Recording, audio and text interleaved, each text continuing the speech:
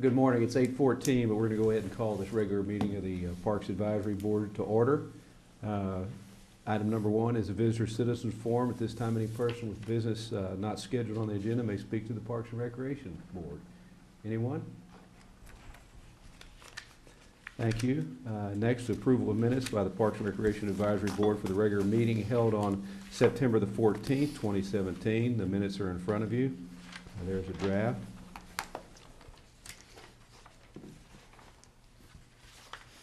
I'll move approval. Have a motion to approve approval and a second. Any discussion? All in favor? Aye. Aye. Minutes are approved. Now we'll hear a presentation. Pardon? Special meeting minutes. Oh, special meeting. Oh, special meeting minutes on September 21st, which are on the second part of the packet. I'll make a motion to approve the minutes. We have a motion to approve those. Can I have a question on that Yes, one? yes, John? There was some, I was not at this meeting. I'm not sure what the resolution said. Can someone who was there, since we don't have the resolution here, recap a little bit what that resolution meant to say? It's pretty well summed up in 2B. Budget, the city adopt the budget the city formulated and based on the current effective tax rate. And I understand that was interpreted by some to mean the effective tax rate instead of just the current tax rate. So I think there was a semantic problem that was interpreted differently than the board intended to at that time. Thank you. Any other discussion? All in favor of approval of the minutes of the special meeting? Aye. Those minutes are approved. Thank you. Now, special presentation of the Parks and Recreation Recognition Awards. I presume that's why we have quite a number of guests this morning. Ashley? Yes, sir. Thank you very much. Ms. Tina, if you don't mind helping me out a little bit. Thank you. Okay. So, as you know, some of you new board members may not be aware, but we try to do some recognition awards at this meeting at the end of every year to kind of recognize either staff or folks that we work with or board members that have contributed to the Parks and Recreation Department and our activities. So without further ado, we can get started. The first one is Brian Saygraves, if you mind coming up to the podium. He's with Jordan Restoration. And as you know, our department not only does the parks maintenance for the city and the park system, but we also take care of approximately 40 buildings within the city. So we do a lot of special projects, we do a lot of renovations, a lot of upkeep, and Jordan Restoration has always supplied us with very high quality and a quick turnaround work.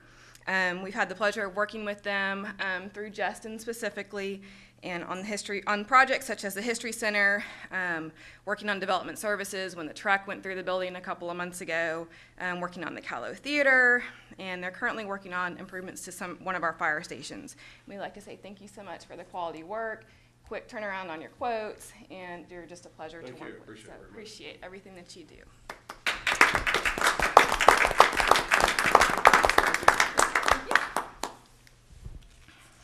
Okay.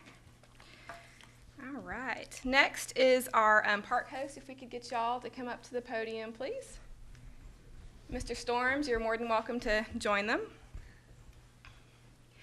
The Kerrville Shriner Park has a park host program to where these folks, they work and trade for basically a spot at the park. These folks, including these gentlemen, have been with us for more than one season, and especially this one, which has been our busiest year. They've helped upkeep the park. They've really helped kind of supplement Chuck and his staff. They keep the park clean, the bathrooms clean, the grounds clean. They help in the office, and they really go above and beyond what they really have to do, many of them working more hours than they're really supposed to. So we really appreciate them, and we're lucky to have such a great team to work with. So.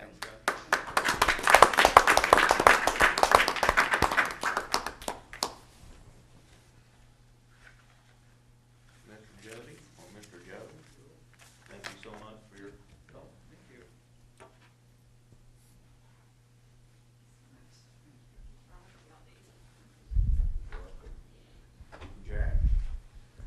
How long you been with the Jack? 4 years. 4 years. Wow, and we keep coming back, huh? You coming back for more? Thanks, God. Best park around. Yeah. Where do y'all these so gentlemen live? I live with Mark. live here. I know, but, other than that, that's it? I mean, I thought you came here from, just for a 1 year. Pensacola? Oh, yeah, okay. That's what I want to know. Alice from Pond Road. Oh, yeah. I'd rather not say.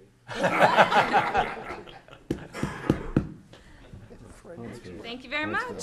Thank you. Okay, next would be Miss Lisa, if I could have you come down, please. Lisa and her trail work team have done an exceptional job at KSP. Not sure if y'all know this, but actually all of the hike and bike trails at Kerrville Shriner Park were built by volunteers, and many years of hard work by Lisa and her team. Right now they're currently working on a new loop, which she's more than welcome to talk about if she would like to, but essentially it'll connect the entire system to where it's one continuous loop, and it's really neat. It's down near like the first area of the park when you pull in at the bottom of the RV sites, and it's a fantastic design, and her work and her team's work have been an exceptional asset to the city, and it's been very, very much appreciated, and we appreciate your hard work. So thank you so much. Would you like to speak about your trail? So this is not just me. There's a huge team of people that are coming out to help, and like Keith Magnell, who works for the city, he's also been huge doing this, and Jared, and there's just a whole bunch of people. But we are expanding the trail system at Kerrville Shriner Park.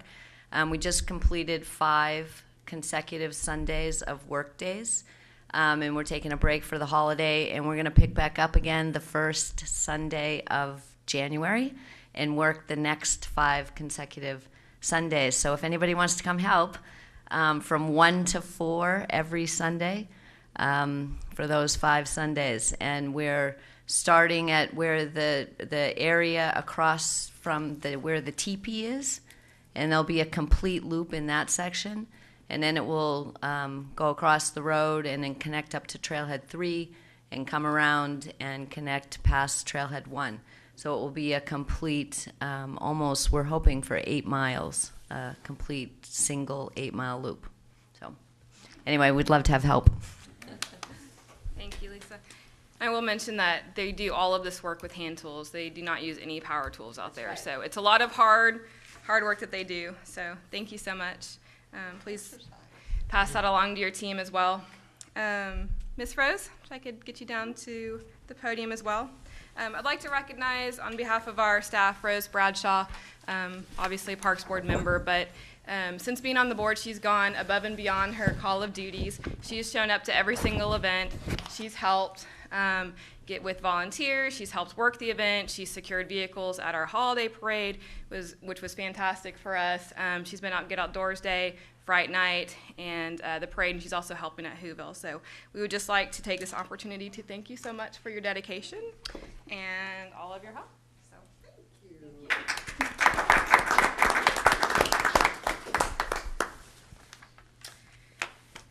Okay.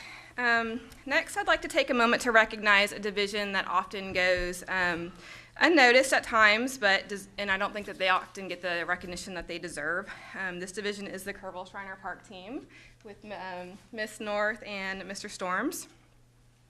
This team consists of 7. We have 4 field staff and 3 office staff, and operate our largest and most successful park in our department, which is Kerrville Shriner Park. This park is open 363 days out of the year. If you didn't catch that, we're only closed 2 days out of the year. So many times these folks go days on end without time off, missing vacations, missing family time because they're so dedicated to their job and being at the park. Finally gotten Mr. Storms to finally take some vacation, and I think he's starting to like it. But Chuck and Tina and their teams have worked tirelessly to ensure the park is nothing less but a pleasant experience for our customers. The grounds are maintained like no other camping park that I've ever seen, and they really take pride in their work ethic really shows. It's very impressive, and it's apparent in the success of the park. Part of that success, the last fiscal year, has been one of the most successful years in our park, with a $47,000 revenue increase over the last fiscal year. So that's a huge accomplishment. So good job to y'all. So with that, KSP generated a little over $500,000 in revenue last fiscal year. So this success wouldn't have been possible without y'all's hard work and dedication of y'all's teams. And congratulations. And thank y'all so much. Thanks, Ashley. Thank you. Okay.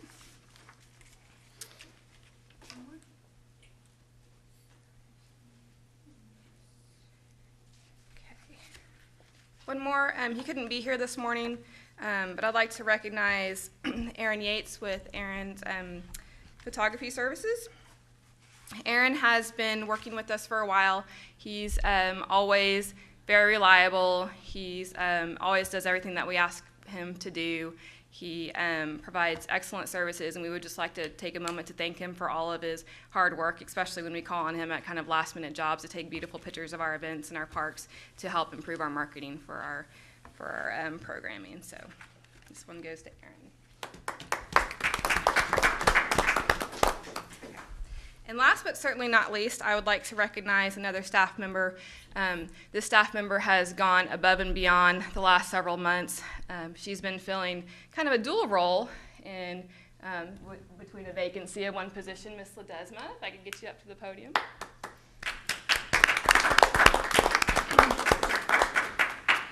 With the vacancy of the specialist position, Miss Rose has been kind of filling double duty. She's been working extra hard. She did the family fright night. She pulled together the holiday parade. She really helped with National Good Outdoors Days, and she's ran the pool in the summer. So she's done an excellent job, not only doing that, but she's also been going to school full time, and she's going to be graduating next weekend from Texas State University. So thank you so much for all your hard work.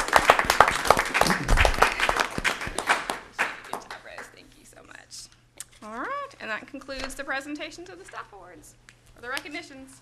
Thank you, Ashley. I can speak for the board saying that the reason we're here is because we're interested and proud of the parks we have in Kerrville, and we recognize that that pride and interest is shared by you, and we certainly appreciate everything you do to keep the parks in Kerrville the best parks in the state of Texas. So thank you again. Project update. Malcolm? Good morning.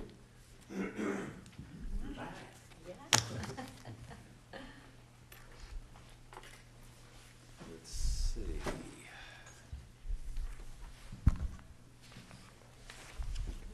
There we go. I know you've been getting fairly regular updates on these projects, but we're now starting to see the end on the sports complex, the beginning of the end on the River Trail project, and then the kind of formalized startup of the tennis center renovation. I want to run through those with you so that you can stay abreast of where we are with these, because we know that the Parks Board gets questions from just citizens in general, and it's important that we keep you informed. Let me go through real quickly the sports complex and the somewhat complicated method in which this project has how it's tracked. The sports complex itself was managed through 4 different contractors, not a general contractor, which made that fairly difficult. The second project is the DBAT facility, which was a 5th separate contractor on the site. And project number 3, which is under being bid right now, is the reuse water pond, which will be the 6th contractor on site. That one is yet to be finalized as far as a contract, but we expect a council award of a construction contract in January. So let me run through these really quickly. You can see on that, excuse me, on that map the location of these. Obviously, you've got the baseball on one side of Holsworth and soccer on the other, and then the 2 other projects we'll go through real quickly at Sports Complex in red. If y'all have seen these before, the completion of the baseball and soccer fields were able to get done while the growing season was still good. We've seen now grass go into dormancy on the most part. This winter's a little slower than normal just because it's been warmer, but this weather will start to see it brown up quite a bit. One important thing about the baseball side is we've got 11 fields, but only 8 of those fields are lit. So you can see the 3 fields at the lower end that aren't lit. Those are primarily some of the smaller kid fields that are playing earlier in the day. But one thing that's important about the lighting system is we went to a lot of trouble to make this as dark sky compliant as possible. There's a excuse me, there's a limit on what sports lighting can do as far as dark skies, but you can tell from this angle that we're trying to reduce light pollution as much as possible. The lighting system used is from a company called Musco, and they are the world's leader in athletic sports lighting, and so they come face to face with green industry issues all the time. So LED lighting, doing everything we can with dark skies is something that's on their radar all the time. So they're have provided us with what we think is probably as best as we can provide for dark skies. The other part of this is not just from the standpoint of air light pollution, but also what kind of glare are received in the neighborhoods across Town Creek.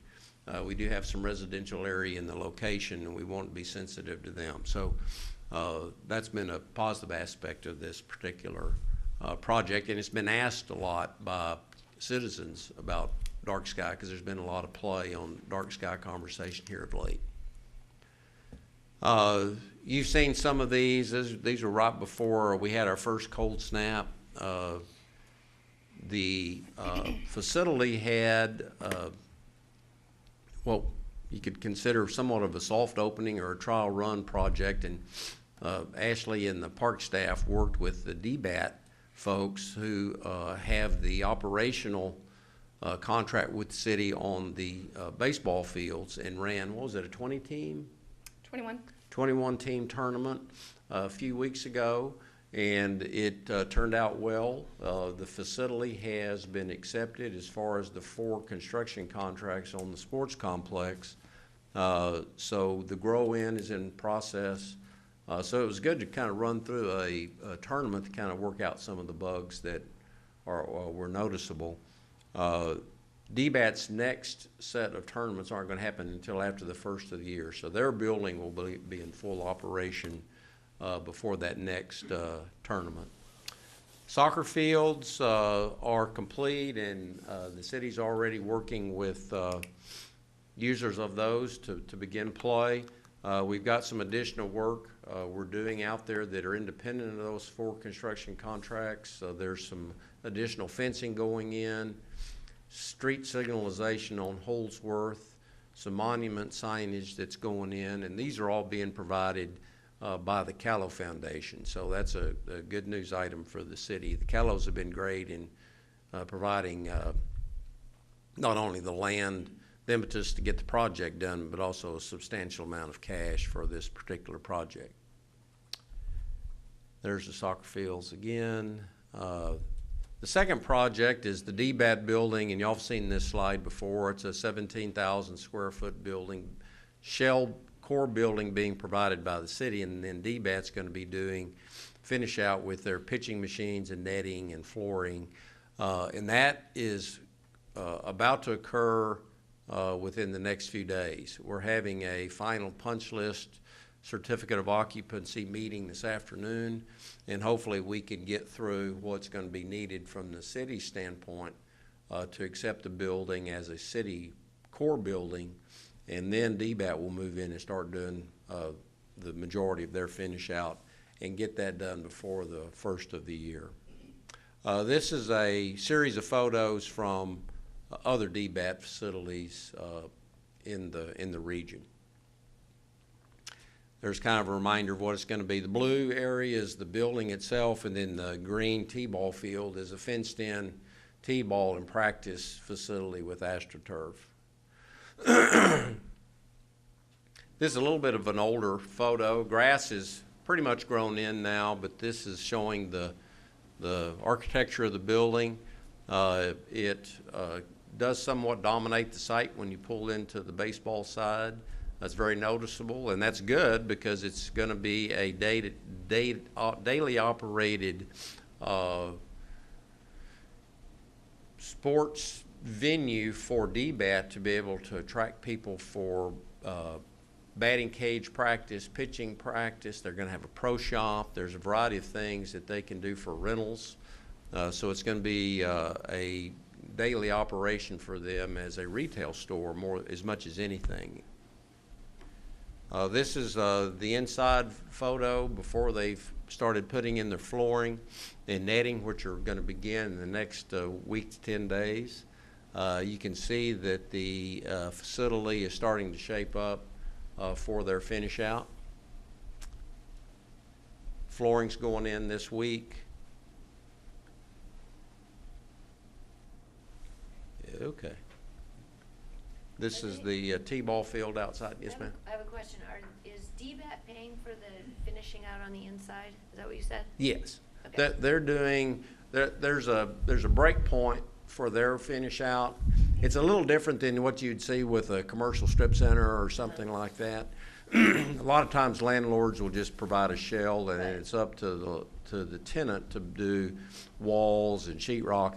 That's not the case here. What they're bringing in are primarily those products that they need customized, like pitching machines, their pro shop countertops, their storage bins, their surfacing. They're going to be putting in AstroTurf on the inside, the netting, all of the automation that's going in for this, their point of sale system and all that's what's going to be theirs. The city's not providing any of that. It's a little bit more of a finish out by the city than what you would see with a strip center, but we're not in the business of providing any of them their customized improvements or their private property. Does that answer? Yeah, and then are they paying rent to the city, or? Their agreement, excuse me, their agreement is on a sliding scale. Okay. And that sliding scale is based upon revenue to the community, not necessarily to the city directly, but to the community. So if they don't have any tournaments, they pay the city a premium. And I forgot the exact number, but they pay an annual rent. And if they don't have the number of tournaments during that year to meet that table, that sliding scale, then they pay a higher rate. If they have 5 tournaments, then they pay a little less. If they have 10 tournaments, they pay a little less, up to a point where if they have over 20 tournaments, then they, if I recall, 20 tournaments is the break point where they don't pay anymore. They have to secure those 20. They have right now right at 30 tournaments booked, but they've got to actually provide those tournaments. What you have booked and what you actually end up with are a little bit different. But it's good that they've started to see an interest in getting at least 30 tournaments booked during the year. That's great. The idea is the city will get its return on sales tax, hotel motel tax, and then just businesses, restaurants and hotels that will recoup money as well. So, okay, the next steps on the sports complex really deal with these. Like I said, these 3 projects. We've, in effect, completed project number 1, the sports complex itself. Project number 2, we should be finished with the city's portion and almost all of DBAT's finish out this calendar year. They expect everything to be operable by their first tournament, which I think is the first week in February. So they have a little time to get that done. The third project, the reuse water project, is tied to the larger reuse projects associated with the pond going in at the landfill sewage treatment site.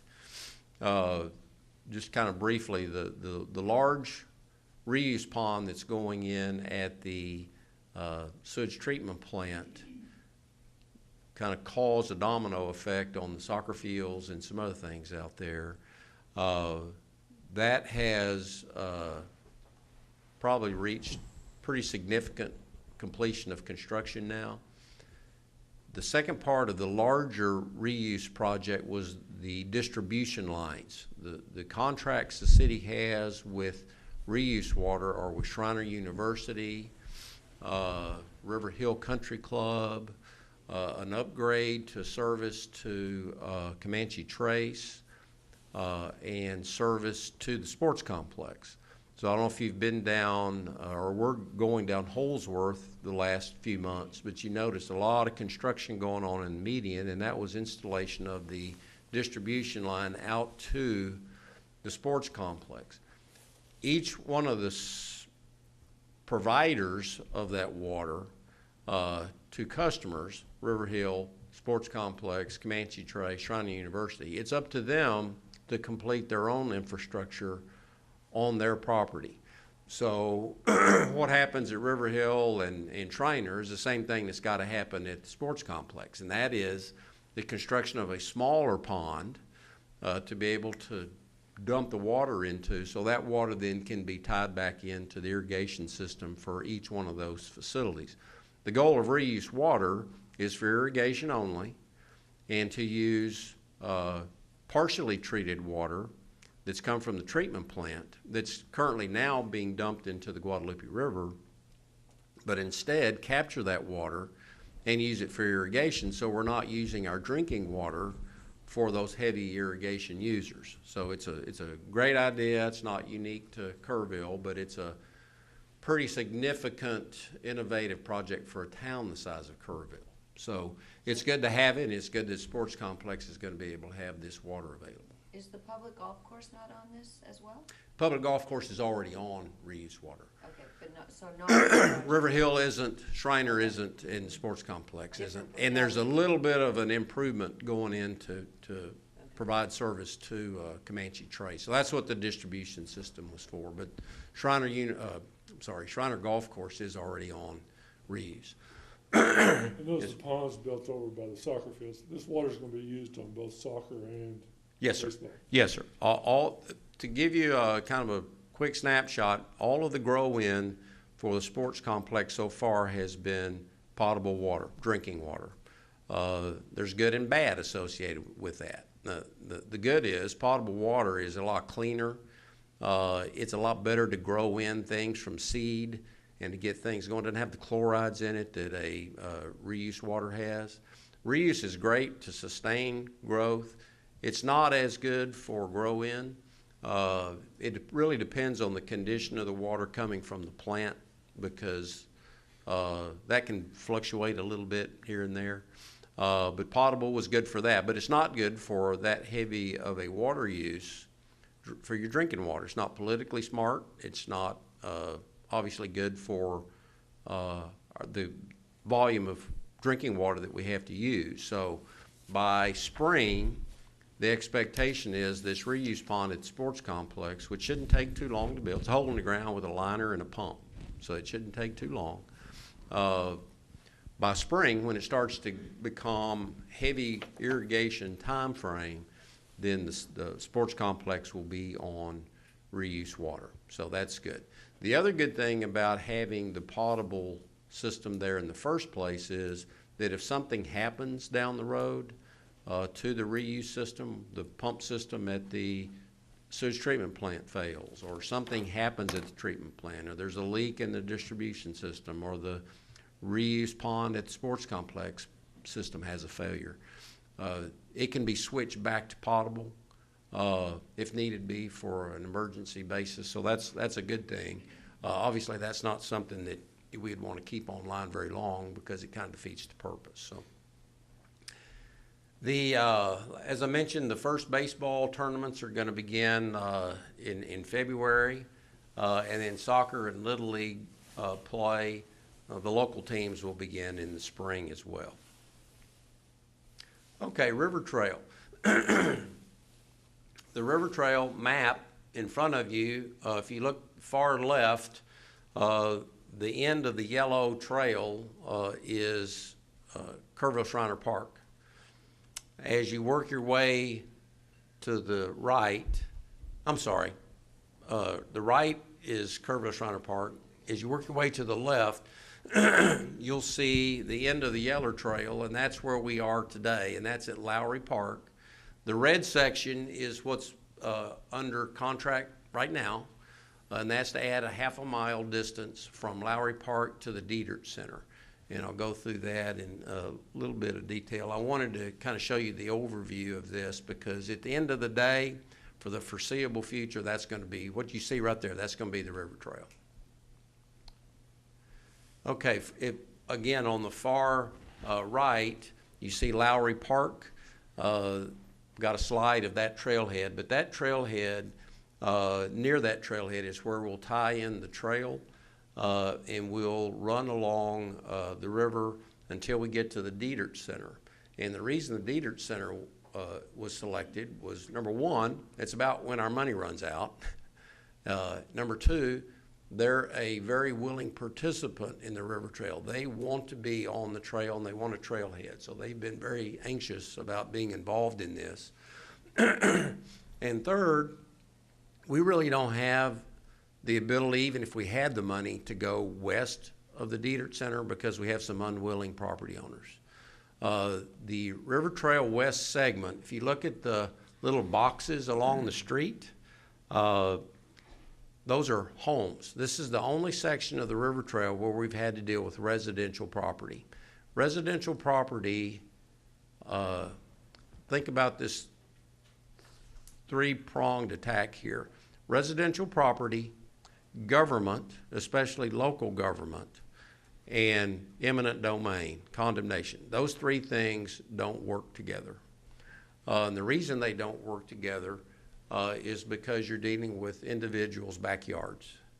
While it's not uncommon for cities to issue condemnation on property where residential property is involved, it's usually on a much larger, much more customer significant project like a power line or a highway, something where you really have no way to get around it. In this particular case, the council felt very uneasy about issuing any condemnation on this segment. We have had condemnation happen on a couple of other segments of the river trail, but they've primarily not been zoned residential, and that made that totally different. So when we got into this segment, believe me, we've been working on this segment of the river trail for about 6 years now.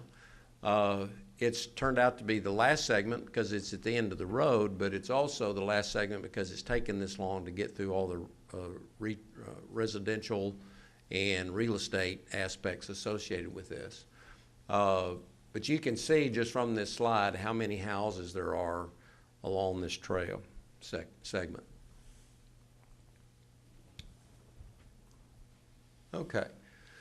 Just from Lowry Park to the Dietert Center, well, actually it's to the Palacios, the condos just west of the Dietert Center, half a mile. We've had to deal with 20 different real estate transactions, and it's taken quite a bit of time to work through that.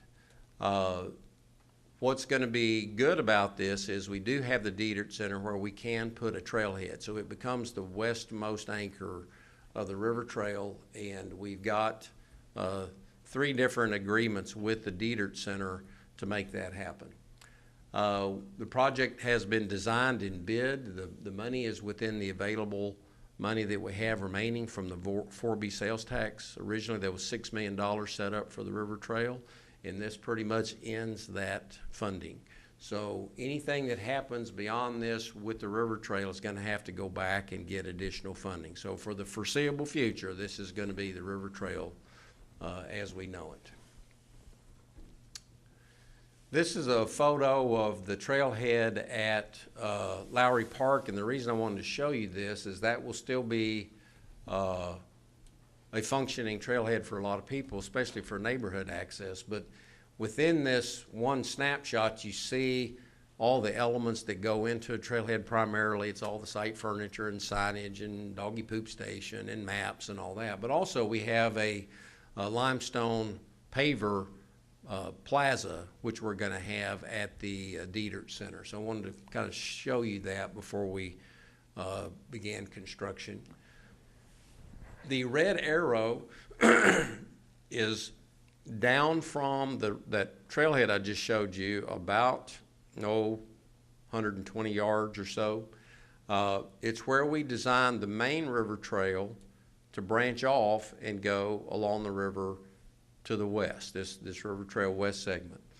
The trail you see that goes up the hill to the right is an 8-foot connecting trail that goes up to the Lowry trailhead I showed you, but it is not the main trail. The main trail is where I'm standing with this photo.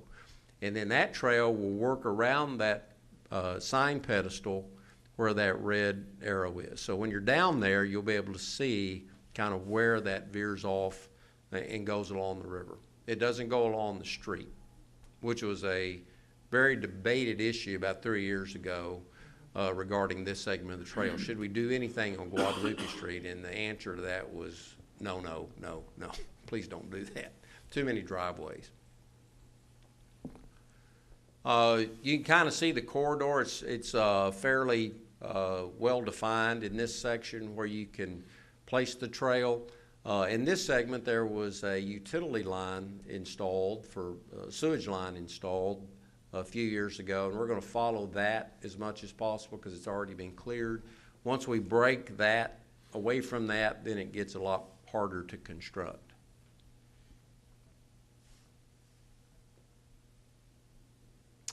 Okay, if you recall at the end of the trail at the Dietert Center, this sits, let me go to another slide so you can see a photo of it. All right, there's the Dietert Center. Just past the red pickup truck is a flat area.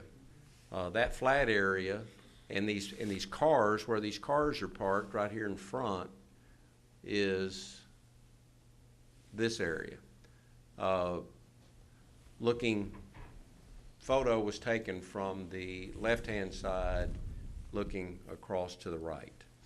So when you look at the improvements that are going to happen on the right-hand side of this slide, it's a little plaza that the Dietert Center had wanted. You know, when you go into these negotiations, you're trying to find some win-win for everybody. Our case, we needed a trailhead. We needed something at the west end of this trail. But what they wanted is they wanted to be able to use the trailhead. Not too different than what you see at the Riverside Nature Center. So we used the Riverside Nature Center trailhead as kind of a template for what we were going to do at the Dietert Center. In this particular case, it's going to be a little plaza area that's outlined with limestone block. It'll have all the benches and signage and trash receptacles and all that stuff that you would see at a trailhead. But they want to have it where they can use it for things like yoga class and some other star parties and some other things that they will do at their facility that they currently don't do. And that's exactly what the River Trail is for. It's to get people engaged in the trail, especially property owners, in a way that they've not used the riverfront before. So this is perfect. This is exactly what we want. No exchange of money in this particular case, but we do have a license agreement with them for this particular area because we not only have to use the property for the trailhead, we have to reconstruct those parking spaces. These parking spaces don't meet ADA. And so we have to go back in and regrade. Martin, I think you're going to need new batteries on your remote. The connection to the trail is going to be fairly easy because if you look at where you see that tree on the right-hand side on the slope, the trail is going to come underneath that leaning branch pretty much. But it has to come up from the riverbed. It has to come up the hill to tie into this trailhead that we're going to construct. And the reason is because we have to keep the trail at no more than 5% slope to meet ADA requirements. So anyway, there's a few little engineering tricks that we're having to do in this segment, but it's all worked out pretty well. And their Dietert Center is very excited about about having this in their backyard. Okay, any questions on the river trail? Just real quick, there's enough, and they have enough parking and everything, is there gonna be a bathroom constructed? Or Well, are they gonna allow well, bathroom part usage of in their, this? part of their give to this was, we'll let you use our real estate, we'll let you use our parking lot, except during, well, they have space, like the nature center, expect when they have special events and they need all their parking, that's a little different, but what they're doing is no different than the nature center. They'll let all trail users use their restrooms and their drinking fountain.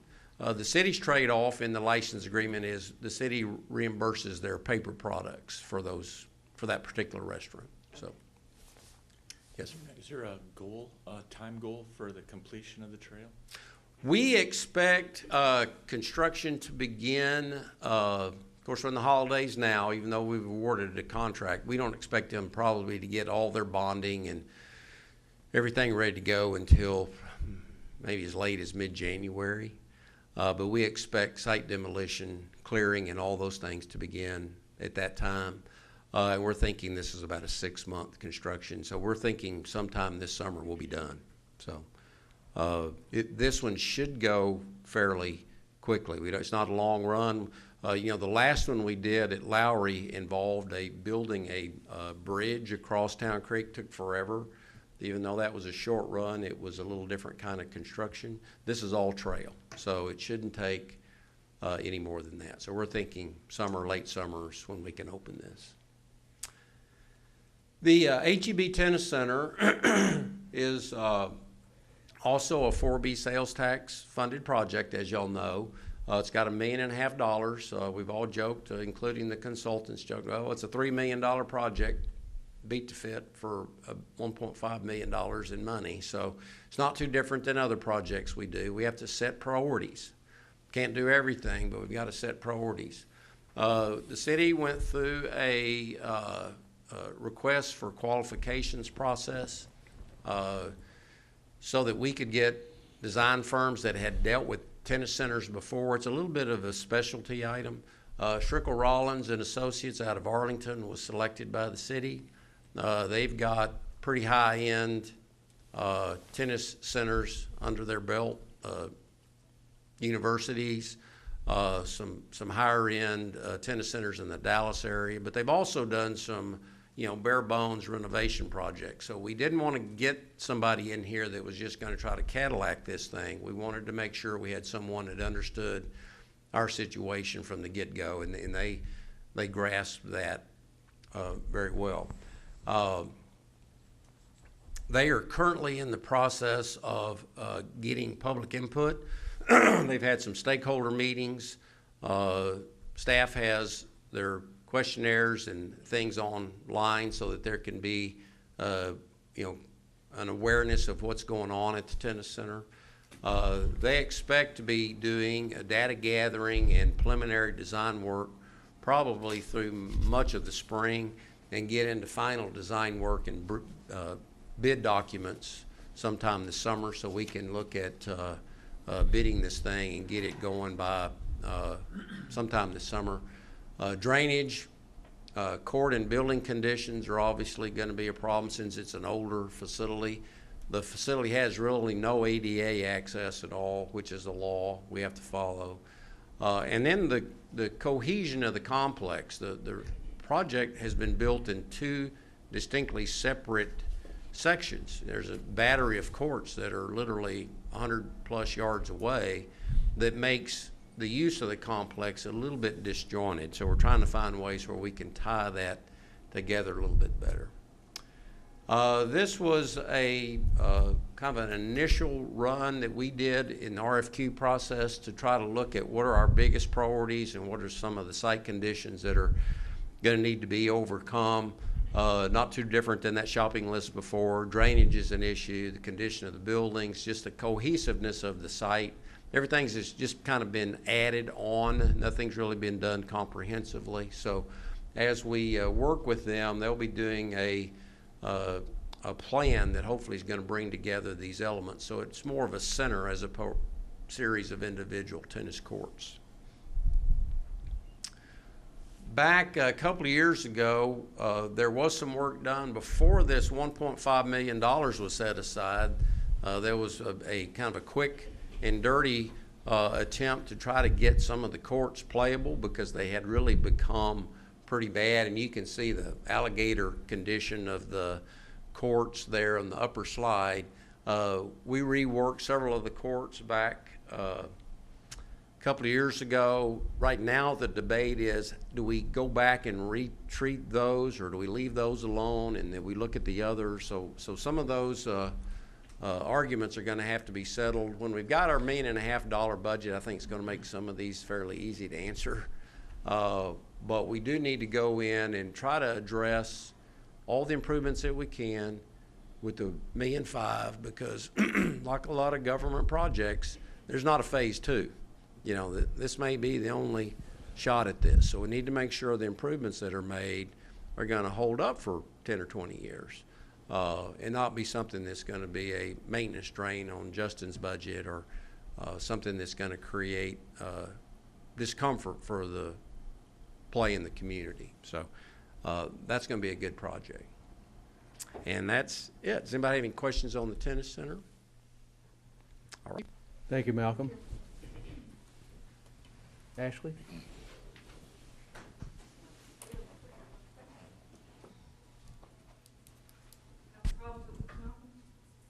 You have to punch it twice. Okay. Wait a second while the presentation gets loaded.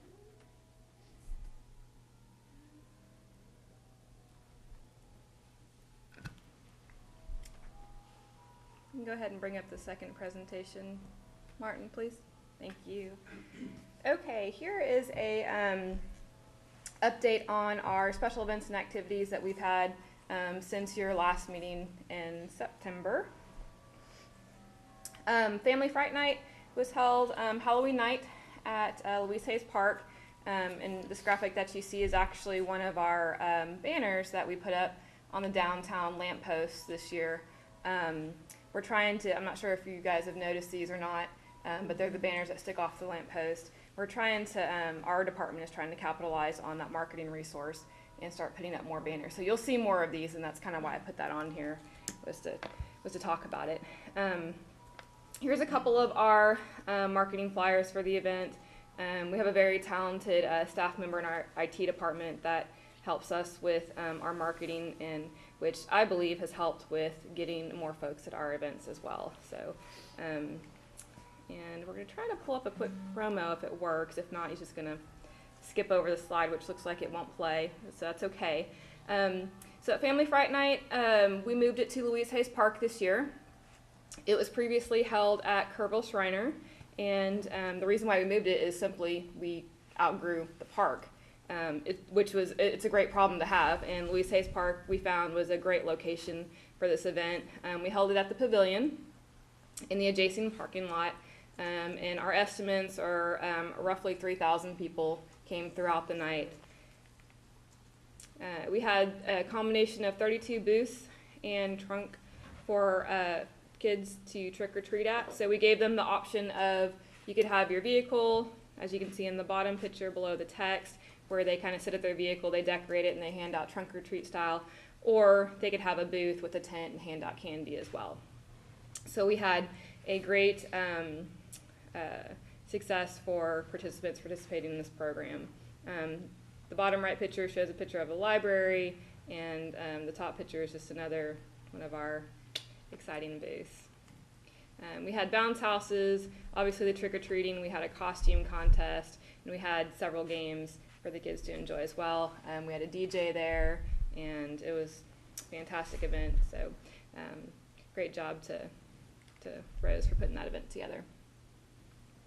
The Holiday Lighted Parade, which was held a couple of weeks ago, extremely successful event again this year.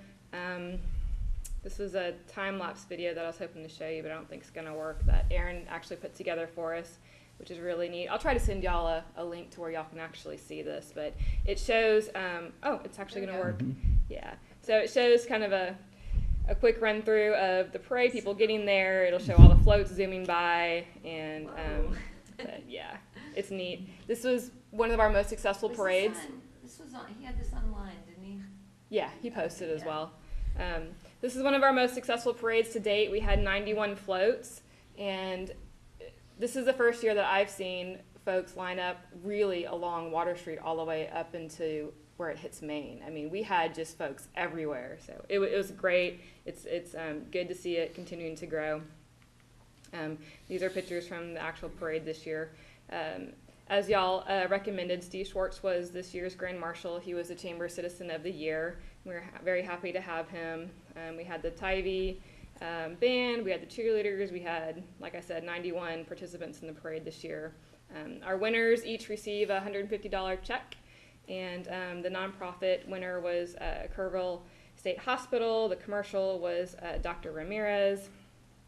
Youth was a Foundations Academy, and the marching was the Beachers again this year. And the Beachers actually go all over. They participate in parades everywhere, and they come to Kerrville every year, and it's really kind of cute to see them doing their little thing. So anyway, Richard Lee was our MC of the night, and really think it was a great event.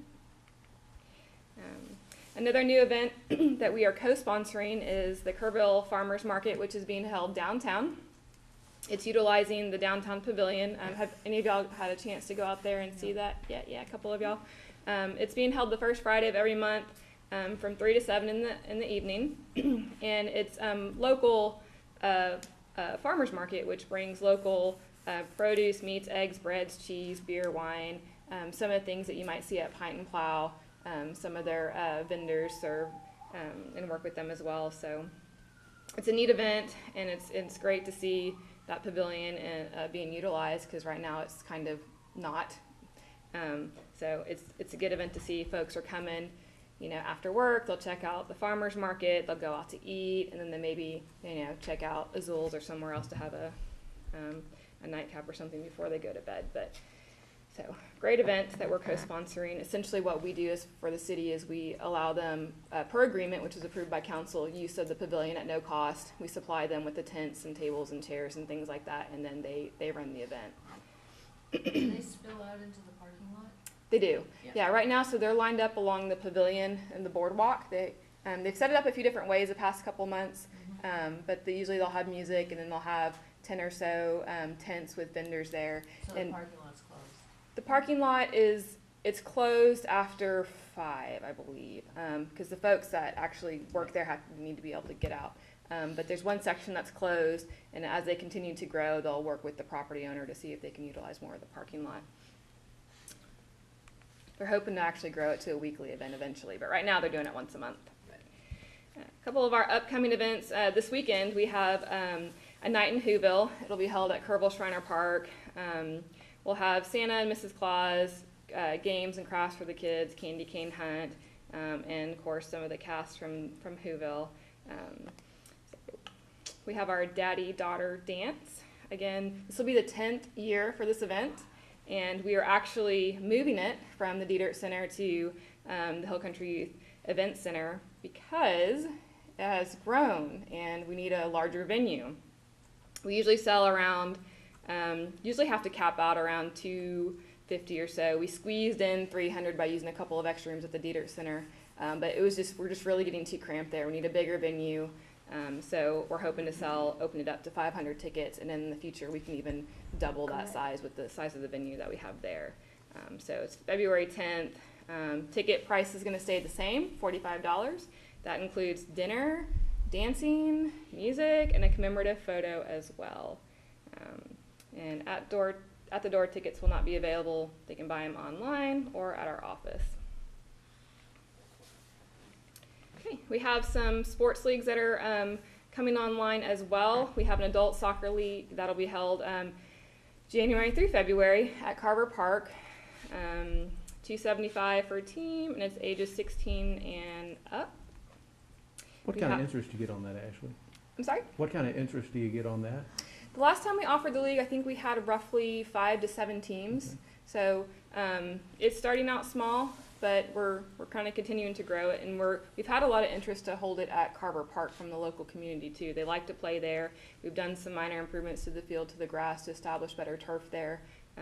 So it's a program that we kind of continue to grow. Flag football is another one that we brought back after being on hold for a couple of years. Another one that we're looking to continue to grow and offer more activities for the adults in the community. Again, same thing, $275 per team, and it's for ages 16 and up, and then we'll also be played at Carver. We will be doing a spring adult softball league as well at Singing Winds Park for adults, in addition to the senior softball league that'll be held there as well every year. Okay.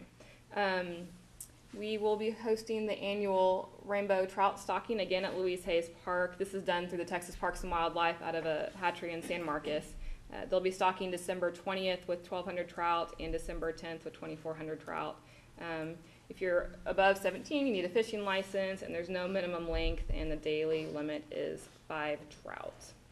So if you're interested in seeing them, they don't usually typically give us the time they drop them off at, but Justin, do you know by chance roughly when they come? We try to ask them every year, but they won't give us a time in advance. But it's neat to see You it. Don't want people lining the river. No. Yeah, I don't know. Just They don't want to be held to it. I Watch for suppose. the traffic, watch for the traffic. Yeah, but it's a neat program. First in, first out. I know. Kerrville Shriner Park Bow Hunt is currently being held at the park. This is just a reminder again. It's a program it's a Parks and Wildlife program that we host for them. They pay us in lieu of for hosting it. It's held on the larger side of the park, which is the hillside, so it's closed right now for safety. Obviously we don't want campers there while people are bow hunting. So they can hunt whitetail and spikes, whitetail does and spikes, exotics, and the hunt is December 4th through 20th, and hunters are selected via a drawing through the Texas Parks and Wildlife during the summer, and we'll be having 4 hunt sessions. To date, we've harvested 3 whitetail, and the limit is 1 whitetail doe or spike and 2 exotics per hunter. Okay, Malcolm mentioned a couple of things for the sports complex I just kind of wanted to follow up on. Activities, he mentioned the first tournament that DBAT held. It was held November 11th through 12th. There were 21 teams, which resulted in 256 players, high school age. And as you can see, the teams were from all over. San Antonio, Austin, some from Kerrville, San Marcos. We had teams even from Louisiana and one from Oklahoma as well. So as you can see, most of them are coming here, they're staying here, or they're staying in the region, and they're driving that economic development for Kerrville. They're staying in our hotels, they're eating, they're spending, they're buying their gas, they're spending money here. So it was good for us to kind of see. It was a smaller tournament, but it was good for us as operational-wise to see what kind of impact it takes for staff, and kind of a good pilot program. But it was a success, and we're looking forward to more to come. Not sure if you can see on your screen here, but this is the 2018 tournament schedule that DBAT has. They have roughly 26 tournaments already scheduled, starting from February all the way to the end of July. Will this be posted somewhere? No, it's not posted yet. But will it be? It will, yeah. We just received this not too long ago. Yeah, but they'll have their own website, or? DBAT does, yes, which we Okay. will have a link on our website to theirs. And DBAT, again, is our contractor. They're contracted to run all of the tournaments, to program the baseball side of the complex. So as you can see, they're already starting off successfully, and it's going to be a very busy season. We're looking at doing possibly mid-January a ribbon cutting over there, so more details to come on that for sure. Okay. Soccer, we've seen our first soccer activity at the sports complex as well. Our Lady of the Hills Regional Catholic High School is hosting their home soccer games at the complex, and they started last month. They'll be playing about 7-ish home games at our complex. So good to see some activity out there. The grass is going great. We just needed those couple extra months coming out of the summer to really establish it, and it's neat to see. Okay, any questions? Are you guys handling the scheduling for the soccer? We are. Yeah, all scheduling for the soccer side. DBAT handles the baseball side. And is the city actively going out to book tournaments? You don't typically see cities doing that. Usually that's done through the clubs. Okay. So yeah, we've been talking to our soccer clubs to see if they're interested in doing that. But the type of tournaments that we would attract based on our complex would be for the smaller kids. We don't have a large enough number of large fields to host to bring in the big high school age tournaments. But so something that we would have to go after would be the youth tournaments. Our facility. But we do have, there is a few of the larger fields. Few, yeah. When Not you're looking enough. at big tournaments, you're looking at 10, 11 of those size fields. Right, that they're and looking we for. only have one. One lit large, one, yeah. yeah. Any other More to questions? come. Yep, Thanks, Ashley. you bet.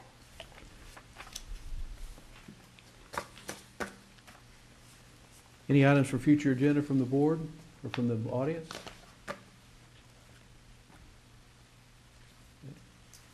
Any announcements of community interest? Oh, I failed to introduce one of our new That's what I staff was members. gonna- I'm so sorry, Josh. Josh Rodriguez, our new. Okay, we didn't know what he looked like, so we didn't know if he was here or not. Yeah, Yes, great. I apologize. Josh Rodriguez, our new Parks and Recreation Specialist. He came on board about a month ago and will be conducting all of our sports leagues. He'll be running some of our major special events. He'll be overseeing the aquatics division, and really, I'm excited to see him. He's already bringing up some good activities. He's bringing back flag football. He's ramping up our soccer league, and he's gonna be ramping up our softball league as well too. So we're excited, so excited to have him on board. Josh, would you give us a brief resume on your background? Grew up Houston, Texas. I moved out here for school. I went to Shriners, so I'm a Kerrville grown, I guess. Out of school, I worked at the Croc Center for about 2 years, and I just came over here yesterday was 1 month, so I've been working for the city. So very sports background, but I'm really excited to do some other aquatic and special events. And I'll come shake all y'all's hands. Welcome aboard. Thank you, Josh. Any other business before the advisory board? When our next meeting is, Ashley? March 8th. March 8th, 8:15 here, 2018. With no further business, I would entertain a motion to adjourn. So moved. Second? All in favor? Thank you. Now you